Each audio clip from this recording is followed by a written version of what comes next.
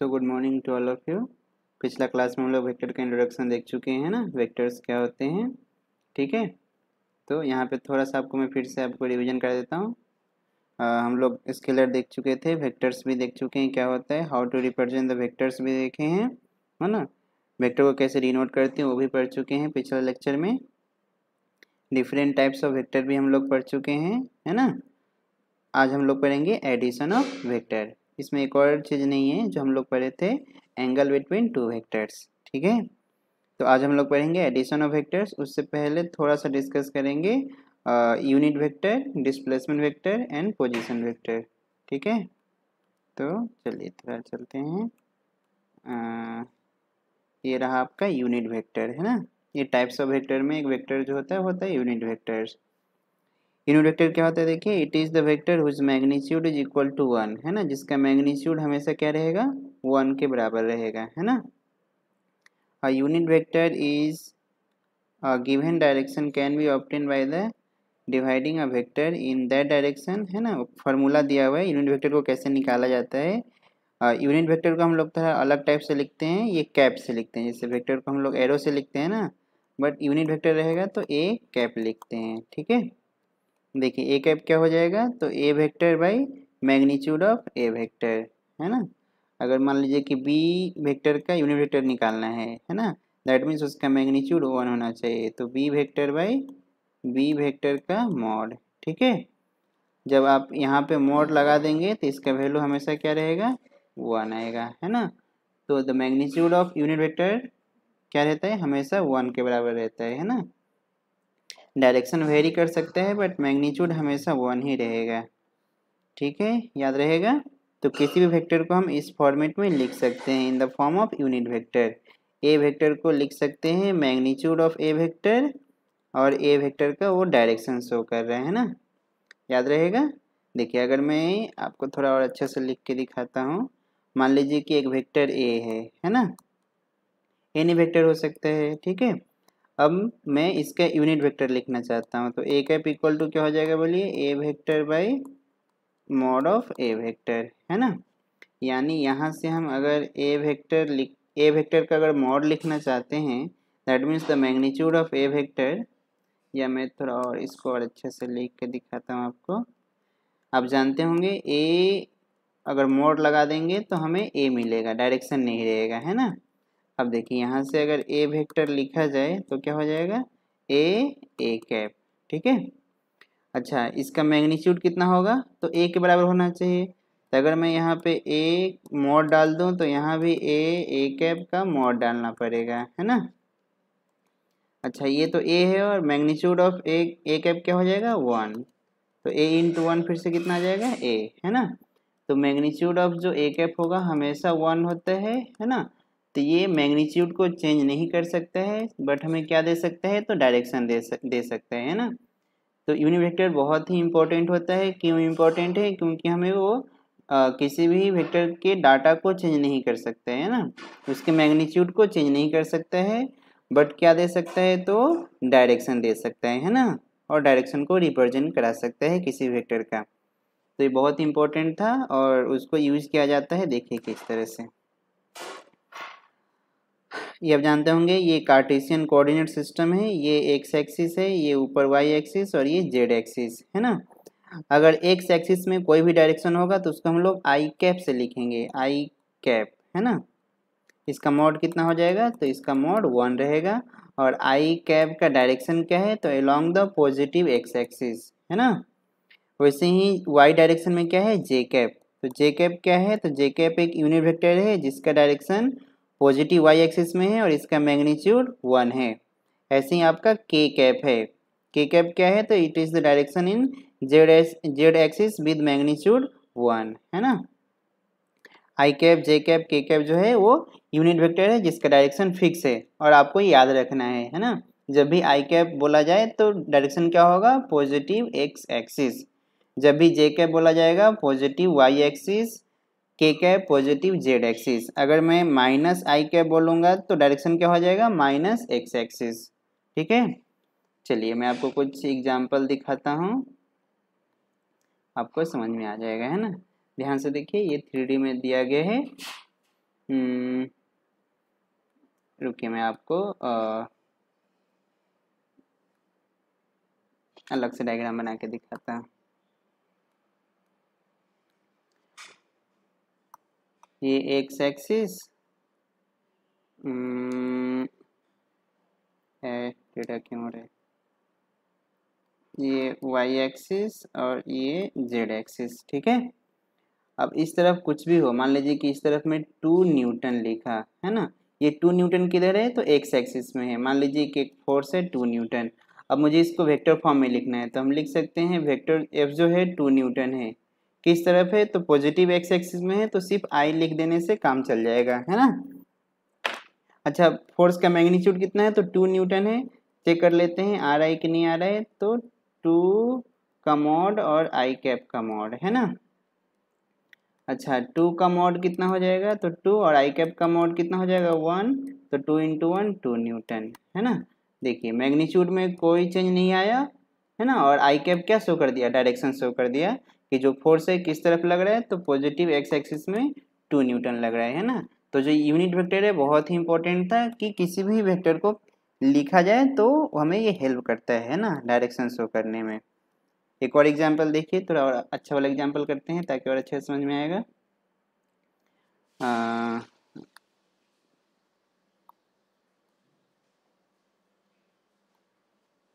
ये रहा है ना, ये एक्स, ये वाई और ये जेड, है ना। मान लीजिए कि यहाँ पे एक पॉइंट है और ये जो है ऐसे है, ठीक है, इस तरह से। और ये जो पॉइंट है 2 कॉमा थोड़ा अच्छा से लिख देता हूँ 3,4 है ना। ये मीटर है, डिस्टेंस दिया हुआ है, ठीक है। तो ये अगर मुझे इसका डिस्प्लेसमेंट लिखना है, ध्यान से देखिए, ये कितना है, एक्स में 3 है और वाई में 4 है, तो मैं लिख सकता हूँ एक्स में, जो एक्स में डिस्प्लेसमेंट हो जाएगा वो कितना हो जाएगा 3 मीटर, ये मीटर है ना। और डायरेक्शन क्या है आई कैप। अच्छा, वाई में क्या डायरेक्शन है, सॉरी वाई में कितना है, तो 4 है, तो 4 मीटर। और वाई में क्या लिखा जाता है जे कैप से, है ना, J cap shows the direction. Magnitude भी सेम रहेगा। अगर मुझे डिस्प्लेसमेंट लिखना है टोटल एस, तो टोटल डिस्प्लेसमेंट क्या हो जाएगा, displacement in X plus displacement in Y, है ना, वेक्टर फॉर्म में। एक्स में कितना है, तो 3 आई कैप है, और वाई में कितना है, तो 4 जे कैप है। देखिए वेक्टर में लिख दिया गया। तो इस तरह से लिखा जाता है, तो हमें पता चल जाएगा कि एक्स में कितना है, तो 3 है, और वाई में कितना है, तो 4 है ना। अगर इसका मैग्नीट्यूड पूछा जाए, देखिए 3 और 4, तो आप जानते होंगे पाइथागोरस थ्योरम से। देखिए आपको थोड़ा अच्छा समझ में आ जाएगा, ये 3 है और ये 4 है, ये कितना हो जाएगा 5, है ना। और यहाँ पे अगर हम मैग्नीट्यूड निकालने का बात करेंगे, तो एस का मैग्नीट्यूड कितना हो जाएगा, यहाँ से हमें पहले से पता है कितना है 5। अच्छा, 5 कैसे आया, तो 5 आया रूट ओवर 4 का स्क्वायर प्लस 3 का स्क्वायर, तो कितना हो जाएगा रूट ओवर 25, तो ये आ जाएगा 5। यहाँ से ध्यान से देखिए क्या लिखा गया है, तो सॉरी उल्टा लिख दिया हूँ, थोड़ा सा सीधा लिख देता हूँ ताकि आपको कंफ्यूजन ना हो, है ना। तो देखिए ये 3i और 4j था, तो 3 का स्क्वायर 4 का स्क्वायर, है ना। तो बोला जाता है द कोफिशिएंट ऑफ i का square plus coefficient of j का स्क्वायर, है ना। तो आपको मैग्नीट्यूड दे देगा, ठीक है। चलिए और थोड़ा एग्जांपल करेंगे, आपको और अच्छे समझ में आएगा। हाँ देखिए यहाँ पे दिया हुआ था एक वेक्टर है, ये देखिए ओ सी, फिर आपका ध्यान से देखिए ये 3D में है, इस पॉइंट पे है ना। तो ऊपर जो है y में 2 है और x में जो है वो 4 है ना। और ये जो है माइनस जेड में 5 है, पीछे की तरफ है ना। ये 5 है माइनस में, 4 जो है x में है, ठीक है। तो यहाँ पे देखिए वो लिखा है, हाँ लेकिन देखिए डायरेक्शन जो है इसका इस b से c की तरफ है, तो प्लस जेड ही आएगा, है ना, ऐसे प्लस जेड है, दिख रहा है। तो यहाँ पे लिखा गया है x में 4 है, y में 2 है और z में 5 है, दिखा। फिर से देखिए ये y में है, ऊपर 2 है, ये 4 है x में, और ये जो 5 है इस तरफ डायरेक्शन है ना। तो जेड में है। देखिए तीनों को वेक्टर फॉर्म में ऐड कर दिया गया है। ठीक है, अब उसका अगर मैग्नीट्यूड निकालना है तो कोफिशिएंट ऑफ आई का स्क्वायर, कोफिशिएंट ऑफ जे का स्क्वायर, कोफिशिएंट ऑफ के का स्क्वायर, ये उसका मैग्नीट्यूड आ गया। देखा, तो ये वेक्टर रिप्रेजेंटेशन है, लिखा जाता है। आप धीरे धीरे बाद में धीरे धीरे और अच्छे से सीख जाएंगे, है ना। चलिए अब उसका यूनिट वेक्टर कैसे निकालेंगे। देखिए एक तो वेक्टर हमें मिल गया, ये रहा, किधर गया, यहाँ पे है। अब मान लीजिए कि इसका मुझे यूनिट वेक्टर निकालना है, तो फार्मूला क्या है, इसका मॉड से डिवाइड कर देंगे, उसके मैग्नीट्यूड से डिवाइड कर देंगे, तो हमें क्या मिल जाएगा, यूनिट वेक्टर। देखिए ओ सी जो है यूनिट वेक्टर क्या हो जाएगा, ओ सी बाई मैग्नीट्यूड ऑफ ओ सी। ओ सी का मैग्नीट्यूड कितना आ गया था, √45, उससे डिवाइड कर दिए तो यूनिट वेक्टर आ गया।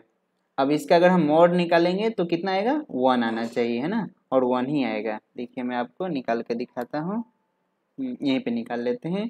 अगर इसका मॉड करेंगे तो देखिए 4 का स्क्वायर, 2 का स्क्वायर, 3 का स्क्वायर, फिर से कितना आ जाएगा, √45, और सब के सब क्या हो जाएंगे, कट जाएंगे, कट के कितना आ जाएगा, 1 आ जाएगा, है ना। तो ये आप ट्राई कर दीजिएगा, 1 ही आएगा, है ना। देखिए फार्मूला है, जनरल फार्मूला है, अगर एक वेक्टर आर होगा, एक्स आई कैप, वाई जे कैप, जेड के कैप, तो उसका यूनिट वेक्टर निकालने का फार्मूला हो जाएगा vector by magnitude of that vector, है ना। चलिए उसके बाद आपको जानना है position vector and displacement vector, है ना। इसको थोड़ा और अच्छे से समझना है आपको, पोजीशन वेक्टर क्या होता है, डिस्प्लेसमेंट वेक्टर क्या होता है।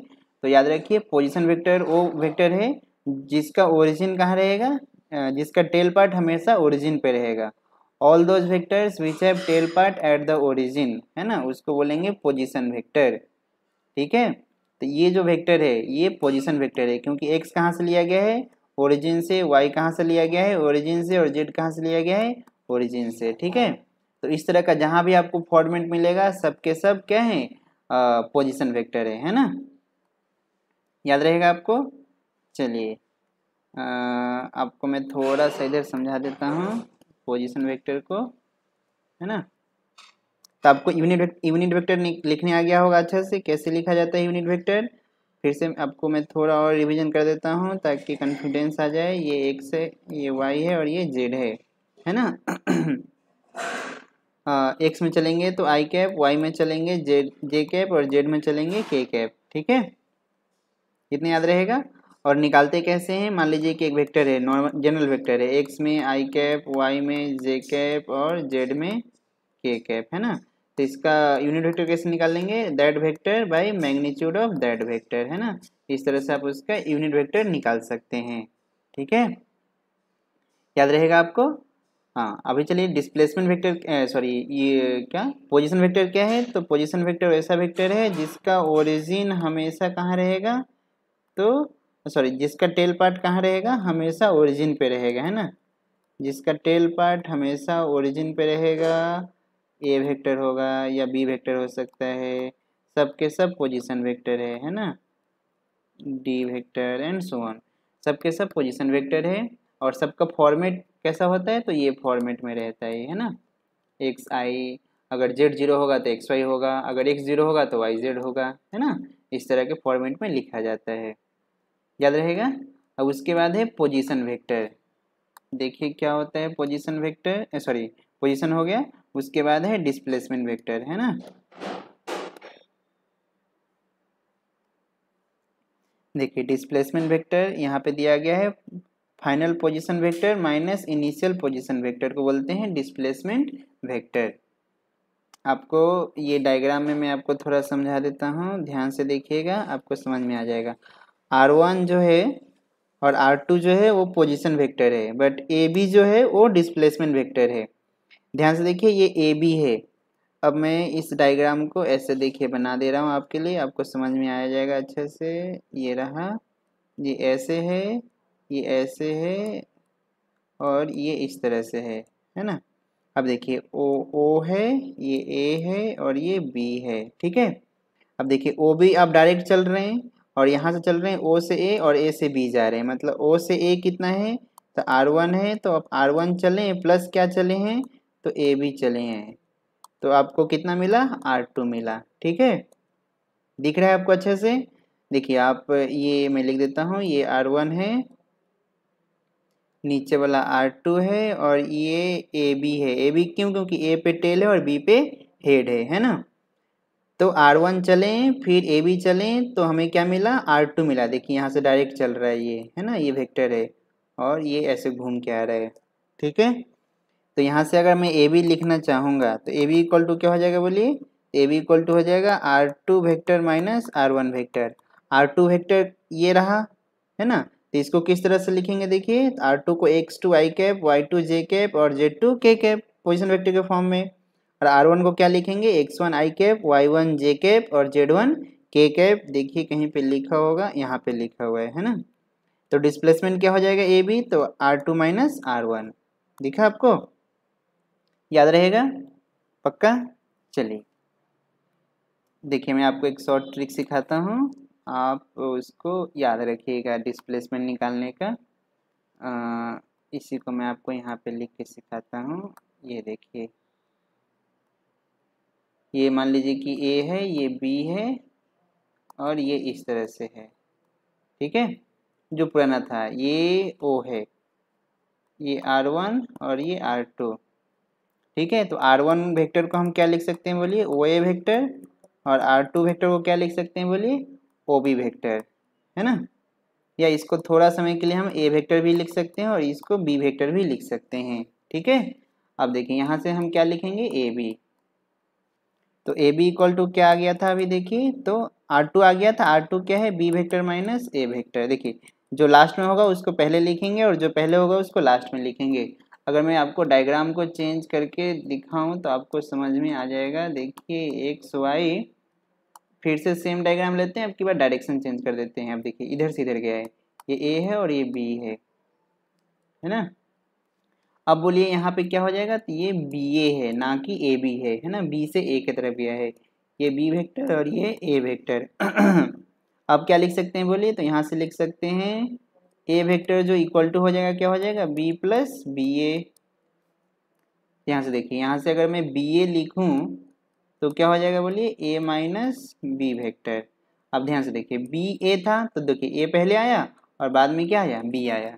तो जब भी आपको पोजीशन वेक्टर लिखना होगा, सॉरी डिस्प्लेसमेंट वेक्टर लिखना होगा, तो आप किस टर्म में लिखेंगे? पोजीशन वेक्टर के टर्म में लिखेंगे।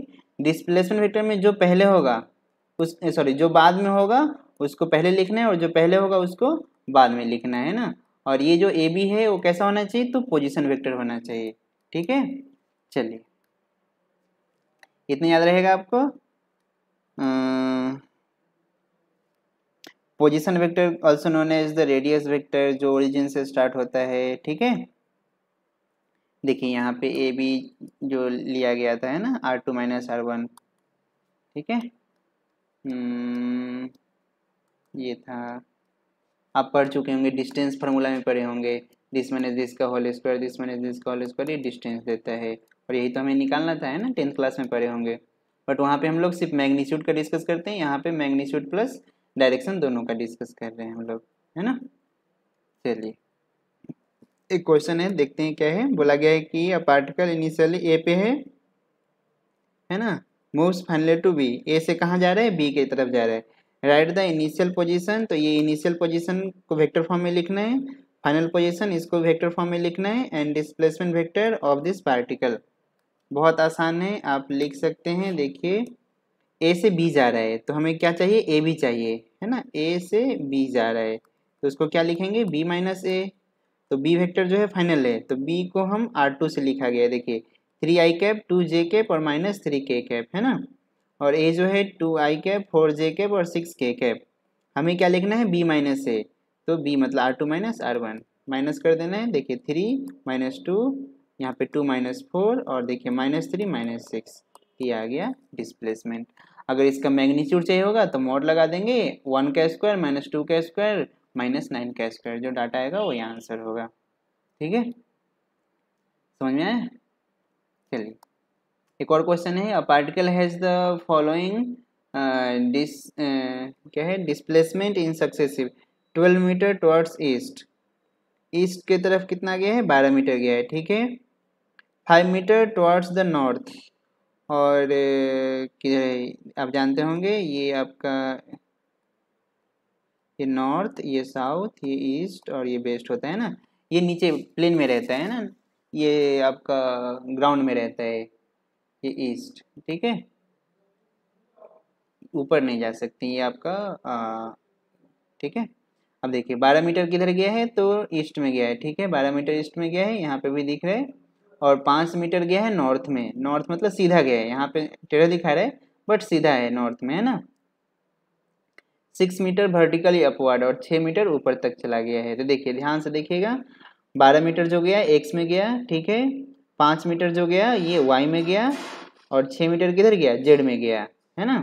तो हमें इसका क्या लिखना है, find the magnitude and resultant displacement, displacement लिखना है।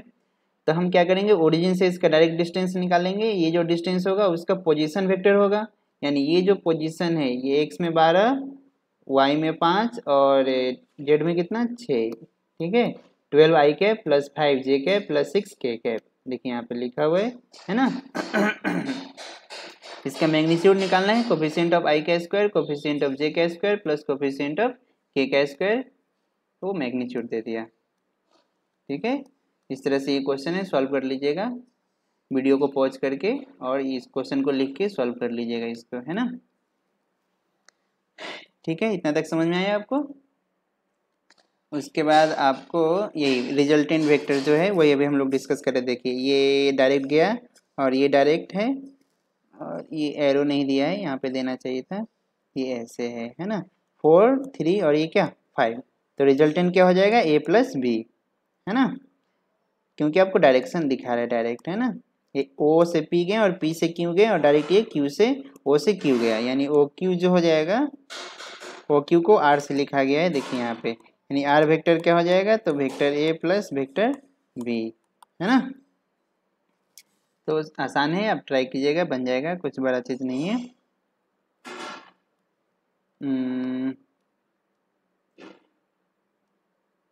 ठीक है, इतना क्यों भाग रहे।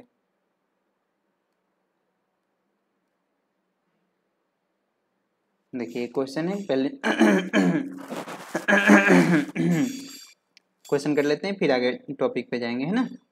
बोला है कि two vectors, this vectors and this vectors are parallel, find the value of A, value of B. दोनों वेक्टर कैसा है, तो पैरेलल हैं, तो आपको b का वैल्यू फाइंड करना है। पैरेलल होगा तो दोनों का जो मैग्नीट्यूड होगा वो सेम होगा और एक ही डायरेक्शन में होगा, है ना। तो ध्यान से देखिए, ये 2 है, चल क्यों नहीं रहा है, 2 है, ये 2 है ना। और यहाँ पे किधर गया, यहाँ पे आई जे और के है। देखिए यहाँ पे माइनस है बट यहाँ पे क्या है, प्लस है।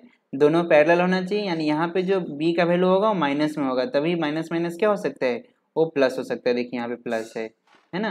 देखिए ये 2 2 कॉमन ले लेंगे तो b भी क्या क्या होना चाहिए, 2 होना चाहिए, तभी आई कैप प्लस जे कैप प्लस के कैप इसके बराबर होना चाहिए, तभी तो पैरेलल होंगे वो, है ना। यानी b का वैल्यू क्या होना चाहिए, -2। देखा, b का वैल्यू अगर -2 पुट करेंगे तो ये माइनस माइनस क्या हो जाएगा, प्लस 2 कॉमन ले लेंगे तो आई कैप जे कैप और के कैप, देखिए दोनों क्या हो जाएगा, पैरेलल हो जाएगा, एक ही डायरेक्शन में होगा। ठीक है, इसको देख लीजिएगा। और आगे का हमारा टॉपिक था एडिशन ऑफ वेक्टर्स, है ना, वेक्टर्स को कैसे जोड़ा जाए, दो वेक्टर को जोड़ने का ही मेथड है। ठीक है, तो पिछला क्लास में हम लोग डिस्कस कर चुके हैं कि एंगल बिटवीन टू वेक्टर्स क्या होता है। दोनों का अगर क्या होना चाहिए, इधर टेल पार्ट होना चाहिए, नहीं तो दोनों का हेड पार्ट होना चाहिए, तभी हम बोल सकते हैं कि वो दोनों के बीच का एंगल है, दोनों वेक्टर के बीच का एंगल है ना। चलिए थोड़ा सा ये देख लेते हैं, क्या है, दो वेक्टर है एक्स वाई, अगर एक ही डायरेक्शन में होगा तो दोनों को सिंपली जोड़ देंगे। देखिए जोड़ने से नया वेक्टर आ गया। अगर दोनों वेक्टर अपोजिट डायरेक्शन में होगा तो हमें क्या करना पड़ेगा, माइनस करना पड़ेगा, और वो वैल्यू घट जाएगा। यहाँ पे आसान था, दोनों के बीच का एंगल 0 था, यहाँ पे दोनों के बीच का एंगल 180 है। बट मान लीजिए कुछ एंगल हो, जैसे यहाँ पे देखिए कुछ एंगल है थीटा है ना, तब दोनों को कैसे जोड़ा जाए। ध्यान से देखिए, यहाँ पे जो r है वो रिजल्टेंट है, x प्लस वाई हो जाएगा वेक्टर फॉर्म में, बट उसका मैग्नीट्यूड कैसे निकालेंगे, तो उसको आपको थोड़ा सा स्टडी करना पड़ेगा, है ना। और उसका लॉ है जो उसको जोड़ता है, उस लॉ का नाम क्या है, ट्रायंगल लॉ या पैरेललोग्राम लॉ, है ना। दो दो लॉ आता है, यहाँ पे है, इसको बोलते हैं parallelogram law of vector addition, है ना। आपको इसको याद रखना है, ठीक है। चलिए तो एक एक करके हम आगे बढ़ते हैं। दो वेक्टर दिया हुआ था, दोनों को हम एक्सटेंड कर दिए और एंगल कितना आ गया, थीटा आ गया, ठीक है। अब हम क्या किए हैं, अब जानते हैं vector can be shifted along the line और पैरेलल टू लाइन। तो ये जो वेक्टर है एक्स, इसको मैं ऊपर शिफ्ट कर दिया है ना और ये जो वाई है इसको हम लोग पैरेलल यहाँ पे शिफ्ट कर दिए हैं, दिखा आपको। अब ये दोनों वेक्टर का जो रिजल्टेंट होगा इस तरह से होगा, देखिए यहाँ पे डायग्राम बना हुआ है ना अब थोड़ा सा उसको जोड़ेंगे, ठीक है। अब चलिए दोनों को जोड़ते हैं। जोड़ने का जो मेथड है अच्छा से डिस्कस करेंगे, है ना। देखिए वही जो पुराना डायग्राम है वही डायग्राम है, आपको मैं थोड़ा सा इसमें एडिट करके दिखा देता हूँ। ये ऐसा ही डायग्राम था, है ना। देखिए ये जो वेक्टर था एक्स था और ये वाई था, बट ये पी क्यू से लिखा गया है, टेंशन नहीं लेना आपको, है ना। ये जो वेक्टर यहाँ पे था क्यू, इसको हम लोग पैरेलल शिफ्ट कर दिए और पी को ऊपर शिफ्ट कर दिए हैं। ध्यान से देखिएगा, ये जो ट्रायंगल है ओ सी एन, वो राइट एंगल ट्रायंगल दिख रहा है, ठीक है। यानी ओ एन का स्क्वायर प्लस एन सी का स्क्वायर इक्वल टू क्या हो जाएगा, ओ सी का स्क्वायर, पाइथागोरस थ्योरम से, है ना। अब देखिए ओ, अब ध्यान से देखिएगा, ये क्यू था पहले से, है ना, एक वेक्टर था क्यू, यानी P plus Q equal to R vector था जो पहले से था। यहाँ पे आपको मैं दिखा देता हूँ, यहाँ पे एक्स वाई से लिखा गया था बट वो पी क्यू में चेंज कर दिए हैं, क्यों पता नहीं, वो पी क्यू एक्स वाई हो, है ना, सेम है। चलिए तो ध्यान से देखिएगा, ये क्यू है, ये पार्ट को मैं बाहर निकाल रहा हूँ, सी ए एन को, ताकि आप अच्छे से समझ पाएँ। ये रहा ऐसे, ध्यान से देखिए, ये जो टोटल एंगल है वो थीटा है, वही यहाँ पे लिखा गया है ना, ये टोटल एंगल थीटा था, और ये जो बीटा है पी के साथ रिजल्टेंट का एंगल है, ठीक है। तो ये थीटा, और ध्यान से देखिए ये क्यू है, ठीक है, ये क्यू है, ये 90 है, ये कितना हो जाएगा, तो ये हो जाएगा क्यू कॉस थीटा, ठीक है। और सामने वाला क्या हो जाएगा, क्यू साइन थीटा, ठीक है। अब जानते हैं ट्रिगोमेट्री, उससे आप चेक कर सकते हैं। कॉस थीटा क्या होता है, तो base by H, B by H, और बी हमें निकालना था, तो बी इक्वल टू क्या हो जाएगा, क्यू कॉस थीटा। और ये क्या है बोलिए, यहाँ पे हम साइन यूज करेंगे, तो साइन क्या होता है, पी बाई एच, और पी इक्वल टू क्या हो जाएगा, क्यू साइन थीटा, है ना। इतना समझ में आया। चलिए अब ओ एन क्या हो जाएगा, P plus Q cos theta. तो देखिए यहाँ पे लिखा हुआ है, डायरेक्ट देखिए यहाँ पे निकाला गया है, डिटेल आप चेक कर सकते हैं। यहाँ पे क्यू कॉस थीटा क्या हो गया, ए एन, है ना। तो ध्यान से देखिएगा, ओ एन का स्क्वायर क्या हो जाएगा, P plus Q cos theta का whole square, plus N C क्या है, तो क्यू साइन थीटा, तो क्यू साइन थीटा का होल स्क्वायर, है ना, जो Q square sine square theta आया, इज इक्वल टू क्या हो जाएगा, आर स्क्वायर, जो रिजल्टेंट का स्क्वायर है ना, पाइथागोरस थे। यानी आर स्क्वायर इक्वल टू, इस ब्रेक कर दिया गया, ए प्लस बी का whole square, A square B square plus two A B this much, है ना। ध्यान से देखिए, Q square cos square, Q square sine square, Q square common ले लिया जाएगा, तो cos square plus sine square आ रहा है, और cos square plus sine square 1 होता है, आप जानते हैं, है ना, ट्रिगोमेट्रिक से। तो ये हो जाएगा R square equal to P square Q square plus 2p cos theta, यानी आर इक्वल टू हो जाएगा root over P square Q square plus 2pq cos theta. This is the resultant of two vector, दो vector को जोड़ने का ये main formula है, आपको याद रखना है। क्या होता है, तो P square plus Q square plus 2p cos theta, theta क्या है, तो angle between vector p and vector q जो यहाँ पे था, है ना। अच्छा, वो वेक्टर का मैग्नीट्यूड तो मालूम चल गया, बट डायरेक्शन कैसे निकालेंगे, तो डायरेक्शन हमें कौन देगा, बीटा, है ना। देखिए यहाँ पे टेन बीटा, देखिए ध्यान से देखिएगा, टेन बीटा क्या हो जाएगा, तो टेन बीटा हो जाएगा this by this, P by B होता है ना, तो ऊपर क्या था साइन, तो Q sine theta by P plus Q cos theta. तो आपको हमेशा के लिए याद रखना है दो फार्मूला, कौन कौन सा फार्मूला है, तो मैं आपको दिखा देता हूँ। ध्यान से देखिए, ये रहा फार्मूला, इधर डाटा पुट करके दिया है, अलग से नहीं दिया है क्या, एक सही से नहीं दिया है, तो आप इधर ही याद रखिए, आर इक्वल टू है P square Q square plus 2p cos theta, ठीक है। और एंगल डायरेक्शन कैसे निकालेंगे, तो टेन बीटा से, यानी बीटा हमें चाहिए, टेन बीटा क्या हो जाएगा, Q sine theta by P plus Q cos theta. याद रखिए जो बीटा है किसके साथ है, पी के साथ है ना। अगर यही बीटा क्यू के साथ होता तो क्यू नीचे आ जाता, पी ऊपर चला जाता।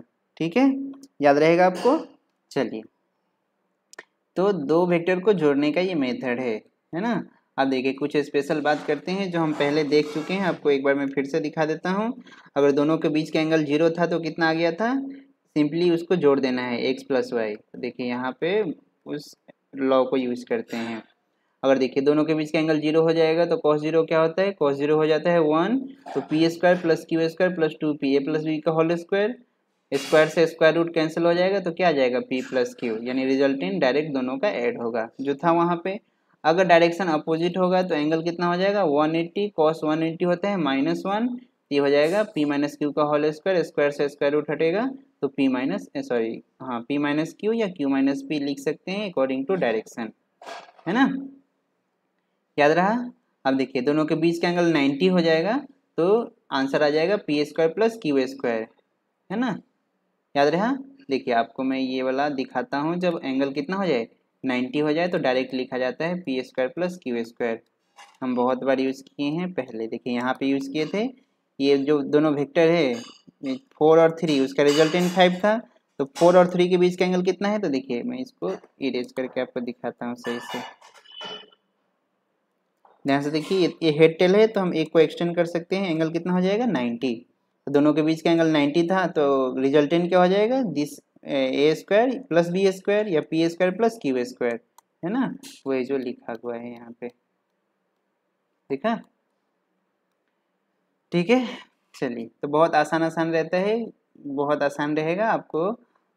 थोड़ा सा याद रखना है फार्मूला और आंसर याद रखना है, जल्दी जल्दी बन जाएगा, है ना। ये तो था एडिशन। अगर सब्सट्रैक्शन होगा, दो वेक्टर को माइनस करना होगा तो फार्मूला में थोड़ा सा का चेंज आएगा। जहाँ पे था P square plus Q square plus था, वहाँ पे ये माइनस आ जाएगा, है ना। और डायरेक्शन में सिर्फ नीचे क्या आ जाएगा, माइनस, और सब सेम रहेगा, है ना। अगर सब्सट्रैक्शन का बात हुआ कि a माइनस बी क्या होगा, यहाँ पे क्या था a प्लस बी या p प्लस क्यू, है ना। ठीक है, चलो अब सिंपल सिंपल सा क्वेश्चन है, देखते जाइए, बहुत आसान है। बोला है कि दो फोर्स है 10 newton 15 newton are acting at a point at angle 45 with each other, find out the magnitude and direction of their resultant. देखिए जब दो क्वांटिटी को ऐड करना होगा तो बोला है कि 10 15 न्यूटन किसी भी ऑब्जेक्ट पे लग रहा है, तो हम डायरेक्ट जोड़ सकते थे 10 प्लस 15, कितना हो जाएगा बोलिए, 25 न्यूटन। क्या ये 25 न्यूटन सही है, हाँ सही है। कब, जब दोनों सेम डायरेक्शन में लग रहा होगा। एंगल कितना होता है 0, बट एंगल कितना है 45, यानी ये जो है, आपको मैं इसको और अच्छा से एनालाइज करके बताता हूँ, ध्यान से देखिए। इधर देखिए थोड़ा अच्छा से। मान लीजिए कि एक ऑब्जेक्ट है, इस पे दो फोर्स लग रहा है, एक फोर्स जो है ऐसे लग रहा है 10 न्यूटन, और एक फोर्स जो है ऊपर से लग रहा है ये 15 न्यूटन, इस तरफ लिखते हैं 10 न्यूटन। अब मुझे बताइए कि ये जो ऑब्जेक्ट है किधर जाएगा, ये ऑब्जेक्ट सीधा तो नहीं जा सकता है ना, थोड़ा टेढ़ा होके जाएगा। इसका मतलब ये दोनों का जो रिजल्टेंट है इधर आ रहा है, रिजल्टेंट, है ना। तो 10 प्लस 15 हम यहाँ पे नहीं लिख सकते हैं, ये कब लिख पाते हैं, जब 15 सेम डायरेक्शन में लगता है ना। यानी इस दोनों का रिजल्टेंट निकालने का फार्मूला हम डायरेक्ट ऐड नहीं कर सकते हैं, किस पे डिपेंड करेगा, तो एंगल पे। मान लीजिए कि एंगल बढ़ के 90 हो गया तो चांस कम हो जाएगा कि इस तरफ जाएगा, चांस इधर ज़्यादा होने का चांस है। मान लीजिए कि घट के 0 हो जाएगा तो ये सीधा जाएगा, है ना। मान लीजिए एंगल बढ़ के नीचे से ऐसे फोर्स लगाना शुरू किया तो डायरेक्शन चेंज हो जाएगा, है ना। यानी उसका जो रिजल्टेंट फोर्स है उसका डायरेक्शन चेंज हो जाएगा according to direction of the force जो एक्ट कर रहा है ऑब्जेक्ट पे, है ना, डिफरेंट डिफरेंट फोर्सेस। यानी ये दोनों के बीच का एंगल जो है, दोनों फोर्स के बीच का एंगल, वो बहुत ही इंपॉर्टेंट है। और अकॉर्डिंग टू एंगल ही हम उसको जोड़ पाएंगे कि दोनों जो फोर्स लग रहा है उसके बीच का एंगल कितना है और उसका रिजल्टेंट कितना है। और उसका फार्मूला भी हम लोग जस्ट ड्राइव किए थे, कितना आ गया था, P square plus Q square plus 2p cos theta. Theta पे डिपेंड करता है कि दोनों के बीच का एंगल कितना है ना। यहाँ पे कितना दिया हुआ है 45, तो 10 + 15 डायरेक्ट 25 हम नहीं लिख सकते हैं। कब लिख पाते? जब एंगल 0 होता। एंगल 0 नहीं है, 45 है, यहाँ पे 45 पुट करेंगे तो आंसर आ जाएगा 23.76 जो 25 से कम है। ठीक है, तो अभी से आप याद रखिए कि जब भी हम किसी भी फोर्स को जोड़ते हैं, फोर्स क्या है? तो एक वेक्टर क्वांटिटी है, तो हम डायरेक्ट नहीं जोड़ सकते हैं। जैसे मान लीजिए कि 2 न्यूटन + 2 न्यूटन, तो ये कितना होगा? 4 न्यूटन भी हो सकता है और 0 न्यूटन भी हो सकता है, 2 न्यूटन भी हो सकता है, यानी 0 से लेके 4 न्यूटन के बीच में कुछ भी आंसर हो सकता है, डिपेंड्स ऑन द एंगल। ये दोनों जो फोर्स है कितना एंगल पे लग रहा है ना। इसी को बोलते हैं वेक्टर एडिशन रूल। ये सिंपल एडिशन नहीं है, ये डिपेंड करता है एंगल पे। ठीक है, चलिए अब डायरेक्शन निकालते हैं कि कितना किस डायरेक्शन में जा रहा है। तो ये अल्फा है ना, तो tan अल्फा क्या हो जाएगा? b sin theta by a + b cos theta, put कर देंगे, ये एंगल आ जाएगा। कितना एंगल है? 27 डिग्री है ना, यानी यहाँ से ये 27 डिग्री पे ये मूव कर रहा है। ठीक है, याद रहेगा आपको। चलिए ऐसे बहुत सारे एग्जाम्पल है, आप कर लेंगे। ठीक है, चलिए थोड़ा और डिस्कस करेंगे। रुकिए, चलिए आज न्यूमेरिकल ही डिस्कस कर लेते हैं, ताकि आप आपका जो पीडीएफ जो सेंड किया गया है ग्रुप में वो आप सॉल्व कर सकें, है ना। चलिए बोला गया है कि 2 forces of equal magnitude are acting at a point. दोनों फोर्स जो है सेम है, जैसे दोनों जो फोर्स लग रहा है वो सेम है। The magnitude of the resultant is equal to the magnitude of the either. बोला गया है कि 2 फोर्सेज ऑफ इक्वल मैग्नीट्यूड, दोनों जो फोर्स लग रहा है वो भी सेम है, और वो किसके इक्वल है? तो रिजल्टेंट के इक्वल है। तो बोला गया है कि find out the angle between the forces, है ना। तो देखिए ध्यान से देखिए, बोला गया है कि दो जो फोर्स है वो भी सेम है, और वो भी फोर्स किसके साथ सेम है? रिजल्टेंट के साथ सेम है ना। तो आपसे पूछा गया कि दोनों के बीच का एंगल क्या है? तो आर स्क्वायर इक्वल टू होता है a square + b square + 2ab cos theta. जो जोड़ने का जो तरीका है वेक्टर का, आर ए बी दोनों के दोनों सेम है, तो हम ए मान लिया गया है। आर को भी ए को भी ए और बी को भी ए लिख दिया गया। देखिए ए से ए कट गया। अब ध्यान से देखिएगा, ये जो ए है उस तरफ चला जाएगा, यानी -a square equal to 2a square cos theta. फिर से ए स्क्वायर कट गया, यानी cos थीटा कितना आ जाएगा? -1/2। cos थीटा जो है नेगेटिव आ रहा है, मतलब कौन सा क्वाड्रेंट में होगा? तो इस सेकेंड क्वाड्रेंट में हो जाएगा। कितना हो जाएगा? तो 120। यानी अगर दो वेक्टर 120 एंगल पे सेपरेट होगा तो दोनों का रिजल्टेंट का मैग्नीट्यूड सेम होगा। देखिए मैं आपको थोड़ा सा डायग्राम बना के दिखा देता हूँ। ये x, ये y, मान लीजिए कि ये वेक्टर इस तरफ है और ये 90 है, बट बोला यहाँ पे कितना आंसर है? 120, यानी एक वेक्टर जो है इधर है, ये b, और ये दोनों का मैग्नीट्यूड सेम है ना। ठीक है, देखिए तो ये दोनों का रिजल्टेंट इस तरफ आएगा। ठीक है, और वो रिजल्टेंट का भी मैग्नीट्यूड कितना आ जाता है? तो a के बराबर ही आ जाता है। ठीक है, देखा, तो ये डायग्राम है, ये दोनों का रिजल्टेंट इस तरफ जा रहा है और वो भी वैल्यू सेम है। ठीक है, चलिए तो इतना हुआ। फिर बोला गया है condition for zero resultant. Resultant कब जीरो होगा उसका कंडीशन बोला गया है। देखिए पहला कंडीशन है कि रिजल्टेंट कब जीरो होगा? जब दो वेक्टर का मैग्नीट्यूड सेम होगा और डायरेक्शन अपोजिट होगा। जब दोनों को जोड़ेंगे तो रिजल्टेंट क्या आ जाएगा? जीरो आ जाएगा। सेकेंड कंडीशन क्या है? देखिए देखिए ए से हम बी गए, सॉरी देखिए ए इस तरह बढ़ा, बी इस तरह बढ़ा और सी इस तरह बढ़ा, तो रिजल्टेंट क्या हो जाएगा? जीरो। जीरो होगा ना। देखिए इसका मैं एक और डायग्राम बना के दिखाता हूँ दूसरा पेज में, आप ध्यान से देखिएगा। एक दो क्वेश्चन कर लेते हैं उसके ऊपर। मान लीजिए कि ये ए है, ये बी है, ये सी है और ये डी है। अब ध्यान से देखिएगा, है ना, ये रहा। अब एरो को देखिए, ये ओ है मान लेते हैं, तो ये चला ए, फिर चला बी, फिर चला सी, और ये डायरेक्ट चला क्या? डी। तो हम यहाँ पे क्या लिख सकते हैं? Vector A, vector B, vector C is equal to क्या हो जाएगा? Vector D. क्योंकि तीनों वेक्टर को हम ऐड कर रहे हैं, जिस लोकेशन में पहुँच रहे हैं वो डायरेक्ट डी उसी लोकेशन पे जा रहा है ना। देखा, बट मान लीजिए कि कंडीशन कुछ इस तरह से है। आप ध्यान दीजिएगा थोड़ा सा, ये और ये, है ना, ए बी सी डी। अब बोलिए क्या होगा। देखिए ए चले, बी चले, फिर सी चला, फिर डी चला तो वहीं पे पहुंच गया। यानी सबको ऐड करने से कहाँ पहुंच रहे हैं, सेम लोकेशन पहुंच रहे हैं। डिस्प्लेसमेंट कितना हो जाएगा, तो 0, देयर इज नो डिस्प्लेसमेंट, है ना। देखा, तो वही क्वेश्चन था यहाँ पे, याद रहेगा आपको। तीनों को जोड़ें, ए प्लस बी प्लस सी, नेट डिस्प्लेसमेंट क्या हो जाएगा, 0। यहाँ भी देखिए A B C D E सबको जोड़ देंगे, फिर से क्या आ जाएगा, 0।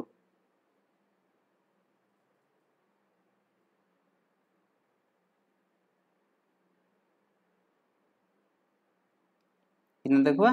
चलिए, अब बोला गया है कि vector this this and this form the right angle triangle. अगर राइट एंगल ट्रायंगल बनाएगा तो बोलिए क्या होगा वहाँ पे, तो P square plus Q square equal to क्या होना चाहिए, आर स्क्वायर आना चाहिए। क्यों, क्योंकि एंगल कितना हो जा रहा है, 90, है ना। जब एंगल 90 हो जाएगा तो A square plus B square plus 2ab cos 90, cos 90 क्या हो जाएगा, 0। देखिए मैं आपको फॉर्मूला लिख के दिखाता हूँ, A square plus B square plus 2ab cos theta होता है। अगर थीटा 90 हो जाएगा तो कॉस 90 0 होता है, तो ये पार्ट 0 हो जाएगा, तो बचेगा क्या, रूट ओवर ए स्क्वायर प्लस बी स्क्वायर, है ना, इज इक्वल टू क्या हो जाएगा, आर स्क्वायर। तो ये पाइथागोरस थ्योरम जैसा दिख रहा है, इक्वल टू आर हो जाएगा। अगर यहाँ से स्क्वायर रूट हटा दिए तो आर स्क्वायर आ जाएगा, है ना। तो ये राइट एंगल ट्रायंगल कब हो सकता है, जब P square plus Q square is equal to क्या आ जाएगा, आर स्क्वायर। चलिए चेक करते हैं, पी 14, क्यू आ गया 35, आर चेक करते हैं कितना है, आर का वैल्यू है √21, है ना। यानी यहाँ पे दिख रहा है कि क्यू स्क्वायर इक्वल टू क्या है, P square plus R square, यानी कंडीशन को सेटिस्फाई कर रहा है। रिजल्टेंट कौन दे रहा है, तो क्यू दे रहा है ना। देखिए 21 प्लस 14 कितना आ जाएगा, 35, ठीक है। तो यहाँ पे ये पाइथागोरस को सेटिस्फाई कर रहा है ना। ये कंपलसरी नहीं है कि p plus Q equal to R square हो जाएगा, इसमें से किसी दो का स्क्वायर थर्ड के स्क्वायर के बराबर होना चाहिए, है ना, ठीक है। ये लामिस थ्योरम अभी रहने दीजिए, आपको थोड़ा कम समझ में आएगा, है ना। इसके यूज आप थोड़ा क्लासरूम में ही करेंगे तो और अच्छे से समझ में आएगा, ठीक है। तो इसके ऊपर जितना भी न्यूमेरिकल्स होंगे आप कर लीजिएगा, बहुत आसान आसान न्यूमेरिकल्स होंगे, आप ध्यान से उसको सॉल्व कीजिएगा, है ना। और कुछ डाउट आएगा तो आप हम लोग मिलके डिस्कस करेंगे, ठीक है। तो चलिए इतना तक हुआ, आपको मैं असाइनमेंट भेज दूंगा, है ना, उसको आप कंप्लीट कीजिएगा। और अगले क्लास हम लोग फिर से थोड़ा डिस्कस करेंगे। ये तो था एडिशन ऑफ 2 वेक्टर्स, है ना, जब 2 वेक्टर को जोड़ना होगा उसका ये एडिशन था, है ना। बट मान लीजिए कि 2 से ज़्यादा वेक्टर को ऐड करना होगा तो क्या रूल यूज करेंगे, है ना। 3-4 वेक्टर को ऐड करना पड़ेगा तो क्या करना पड़ेगा, तो उसमें हम लोग इसको थोड़ा और अच्छे से डिस्कस करेंगे, ठीक है। चलिए ये एक असाइनमेंट है, अगर आप इच्छा होगा तो आप कर सकते हैं। मैं वीडियो को स्लोली मूव कर रहा हूँ, आप क्वेश्चन को लिख लीजिए, है ना। चलिए 10 क्वेश्चन है, ट्राई कीजिएगा, डाउट आने से आप मैसेज कर दीजिएगा, ठीक है। चलो।